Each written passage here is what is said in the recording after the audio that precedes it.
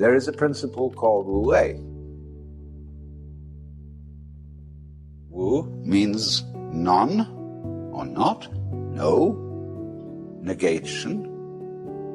Wei has a combination of meanings. It can mean action, making, but the best translation I have found for it is forcing.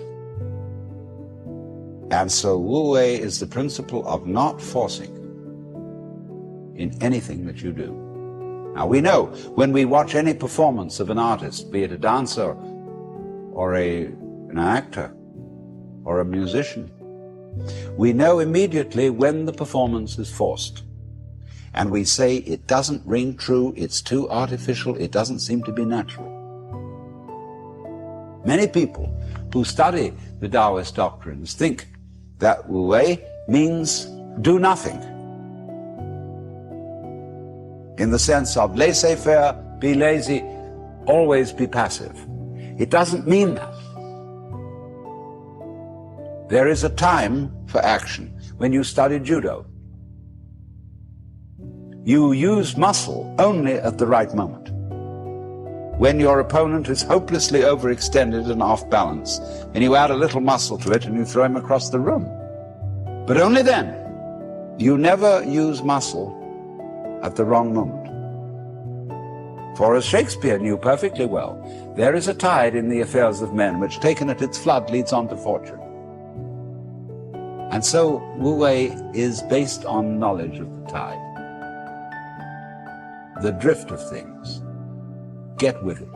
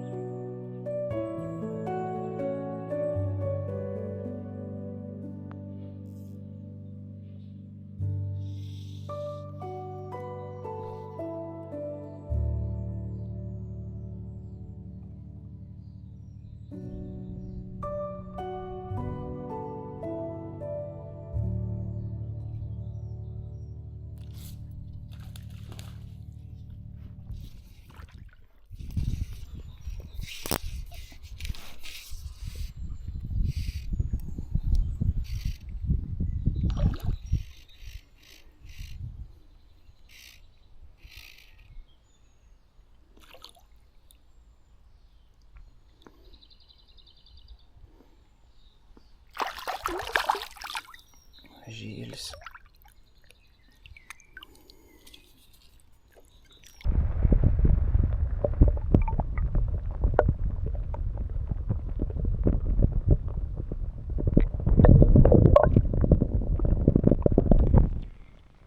Wu Wei is the art of sailing rather than the art of rowing.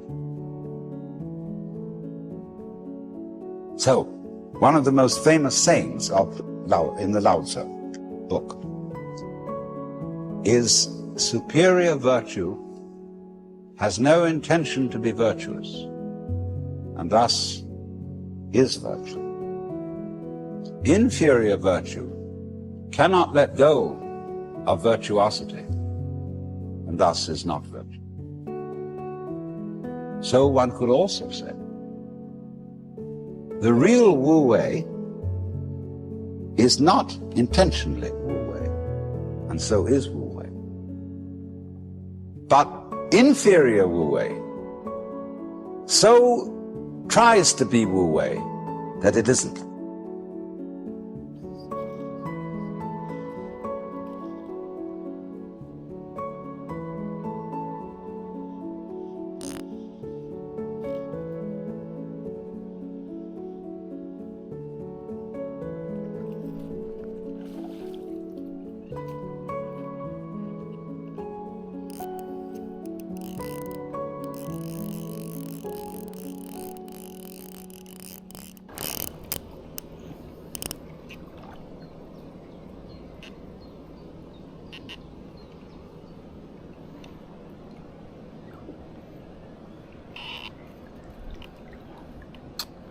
Susisuko aplink šaką.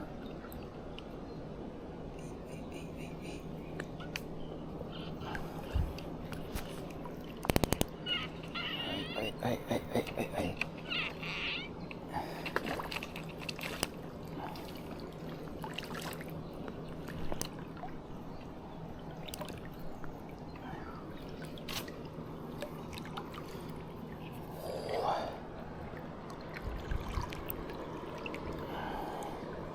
Jau riebesnis biškelį.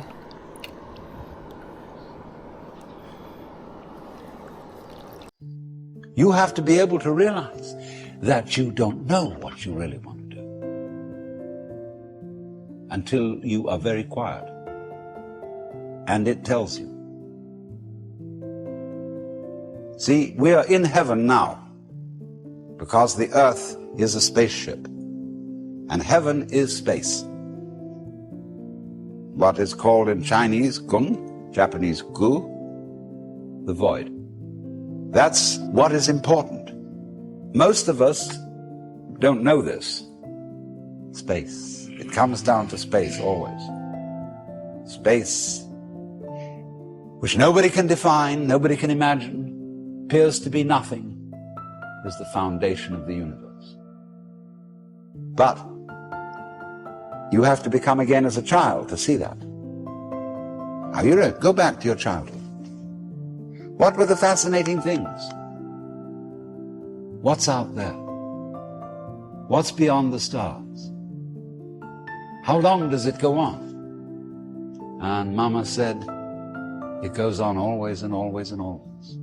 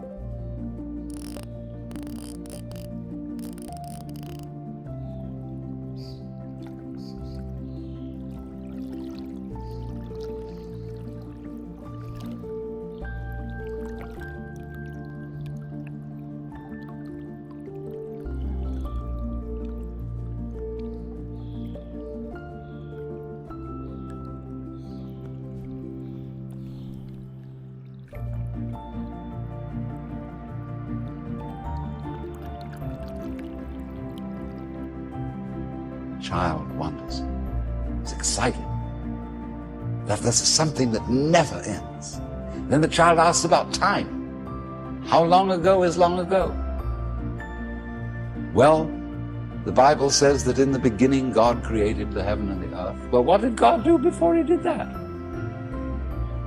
Well, as one person said, he sat up thinking punishments in hell for people who ask silly questions. But still, that's only a joke. And the child thinks of God going back and back and back forever, never beginning. So in the same way, you think about death. Go to sleep and never wake up. Never. Why, it would be as if you never had existed. Not only you, but everything else. Which is, of course, the way things were before you were born. You know, how about waking up after having never gone to sleep? That's quite a thought. There's something fishy about it all. So we get a funny feeling when we think those questions really through.